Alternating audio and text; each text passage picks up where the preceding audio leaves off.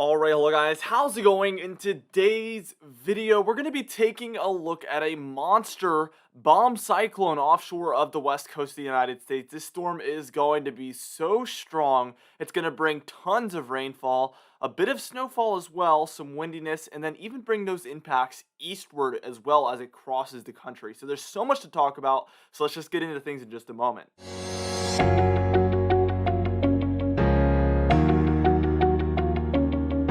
Anyways, for today's comment of the day, I want to know, what do you think this storm is going to do as far as snowfall? Do you think it's going to be a minor snowstorm, or do you think it's going to manage to drop 1 foot plus in some of those mountainous regions? Let me know what your thoughts are as far as this storm as a snowstorm in the comments down below, and I'll be picking one of those for tomorrow's video.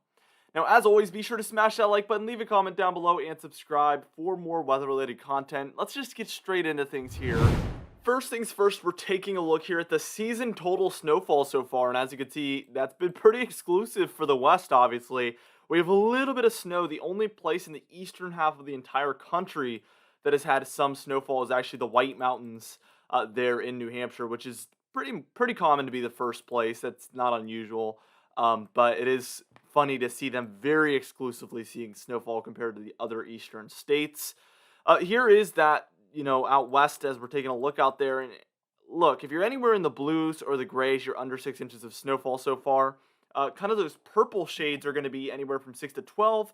The magentas are going to be 12 to 36. And those gold and orange colors are going to be 36 plus. So there has been quite a bit out there. It's been mostly from that one monster storm that we had a few weeks back. And then outside of that, there's been, some more minor events here and there. But that was the big one that brought a majority of this snowfall to these states. Let's just talk about the actual simulated radar now. And there is going to be a first storm that's moving onshore as we speak. This is not the monster storm. It is a pretty decent storm, I will say that, but it is not the monster storm. This was yesterday afternoon, and as you can see, some snowfall was starting out for California, Oregon, Nevada there, and then a lot of rainfall in the surrounding areas.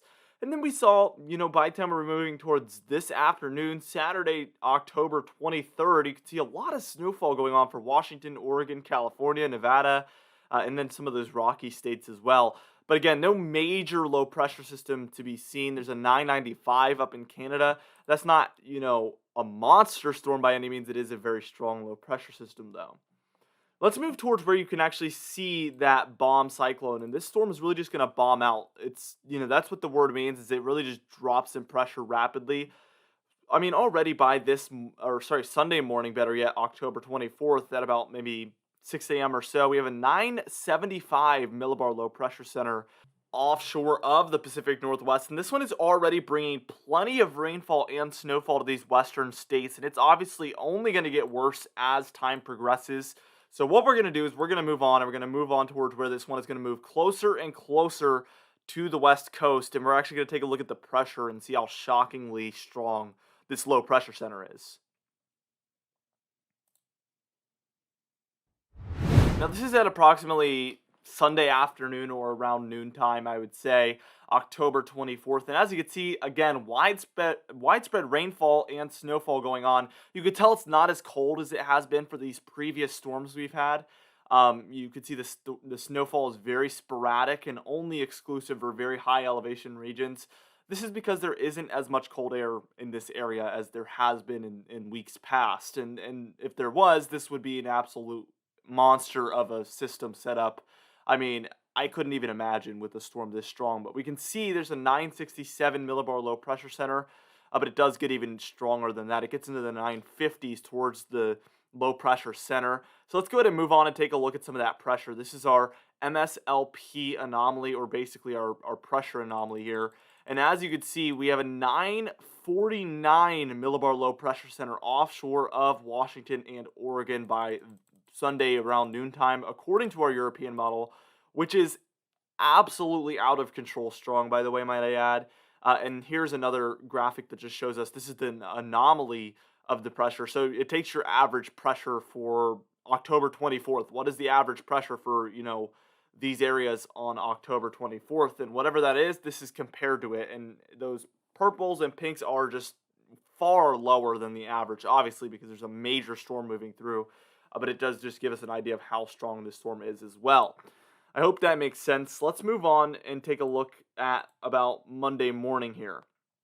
And this low pressure center obviously weakens as it's approaching land. We see this oftentimes, but it still is in the 960s, which is still, I mean, even, the 980s and 970s is a very strong storm. You don't need it to be in the 940s to be a strong storm. Like, your head would be pounding if a 940 millibar low pressure center moved over you. Let me just put it that way. Now, we have a lot of snowfall going on for California and Nevada by this point, and I am eyeballing that potential because that is a region that is very high elevation. And oftentimes in these storms where there's no cold air around, those areas tend to do good as far as snowfall. So we're going to be watching for that possibility as well. And things actually progress even worse once we move towards about Monday late evening. We do see snowfall more widespread for the Cascades, some of the Rockies there, Nevada, and still California. That rainfall is widespread even for Southern California. That's what happens when a strong storm like this moves through. Now, what we're going to do is we're going to move on. We're going to move on towards the tail end of this storm, and we're actually going to take a look at when another storm could roll through these regions, and then we're going to take a look at total rainfall for both the west and the east, and then total snowfall as well. All those things are coming up in just a moment. All right, now here is the very next frame, and this is going to be approximately Tuesday morning, I would say October 26th. And as you can see, our first storm is over probably Wyoming by this point, bringing some snowfall to Utah, Wyoming, Montana, even Colorado. But we see another storm system moving through the Pacific Northwest, and this is bringing widespread snowfall and rainfall again. So we're just going to be in a stormy pattern for you guys up there. And I know it's pretty common this time of year, but it feels a little bit more extreme this time around. It's been very interesting seeing the year you guys have had between the heat waves, the big cool downs here in the fall, and then now the big storms. I mean, it feels like the weather is so extreme up there this year compared to normal. If you live up there in the Pacific Northwest, let me know if that's just how it typically can go. Not, obviously it's not common every year, but is that something that is heard of, or has this year been very special? Let me know because I would be very curious. But this is by the time we're reaching, I would say, approximately Tuesday late evening. And as you can see, some more widespread snowfall for Washington, Idaho, Montana with that second storm. And this is pretty late in the model run, so we're just going to move on towards total snowfall. I'm sure a lot of you are curious about that. And as you can see, a lot of snowfall can be expected. If you're anywhere in the blues or grays, you're at 6 inches or under, or basically not major. The purples are going to be 6 to 10, which is what I would call a moderate snowstorm. And then the pinks is going to be your 10 to 20 inch amounts, which is what I would call major. And then your turquoise blues, which you can hardly see those for areas like California where it just goes straight up to purple. We'll talk about that in a minute. But the blues is going to be 20 to 36 inches of snowfall. And then those kind of purples within those turquoise blues, they have a kind of turquoise ring around them, or a pastel blue ring around them. That is areas that are going to be at 36 to 48 inches of snowfall. But I do see definitely 48 inches plus there for the mountains of California. Also the mountains of Washington as well, getting in on some of that. Now things get, I can't believe I'm saying this, but things get more extreme than that rainfall, or sorry, that snowfall, because here's the rainfall and it looks even worse than I would say the snowfall is. Because look at this total precipitation. We have, basically if you're in the blues, greens, or grays, you're under an inch. The orange shades are about an inch to 2 inches. The reds are going to be your 2 to 6 inches.